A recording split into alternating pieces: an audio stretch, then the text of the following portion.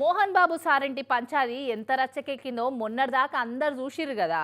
ఒకరి మీద ఒకరు ఫిర్యాదులు చేసుకొని పోలీస్ స్టేషన్లు కోర్టుల గూడెక్కిర్రు.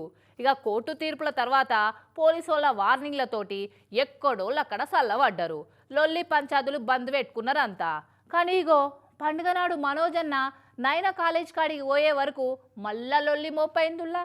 మంచు వారింటి పంచాదులు పోలీసుల వార్నింగ్ తోటి మంచు లెక్కనే కరిగిపోయినాయి అనుకున్నారు అభిమానులు. గాని అగ్నిపర్వతం లెక్క అట్లనే మండుతున్నాయని మళ్ళా నిన్న బయటపడ్డది.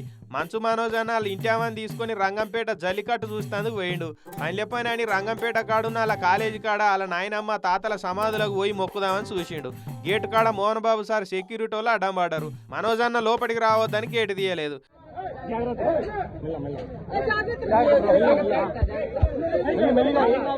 ఇక మనోజ్ అన్న ఎంబడొచ్చిన లూకుంటారు. బల్లులు వాకినట్టే గేటు మీద వాకిర్రు ఇట్లా.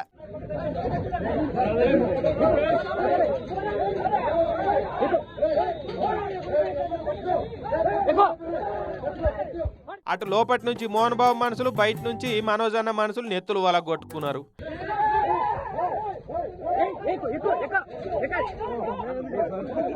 అగోనట అరే ఎలుగుబంటి గేటు తీరా అన్నా కూడా తీయలేదు.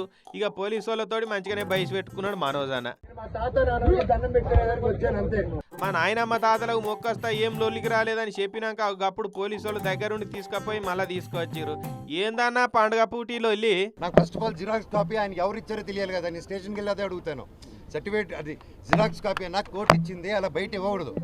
ఆయన చేతికి ఎవరో లోపల నుంచి ఇచ్చుంటారు కదా. నేను అప్పుడు సార్ని అడుగుతాను, సార్ ఆ పేరు ఇవ్వండి, నీకు ఫైల్ ద కంప్లైంట్. అదట కథ. ఇంటికి వచ్చే ముంగట జల్లికట్టు చూసిండా మోహన్ బాబు సార్ ఇంటికి పోయి అవతాతలకు మొక్కి మళ్ళా లోకేషన్ వాళ్ళు ఇంటికి పోయిండు మనోజ్ అన్న. కానీ జరగాల్సిన రచ్చ అయితే జరిగింది పోరి.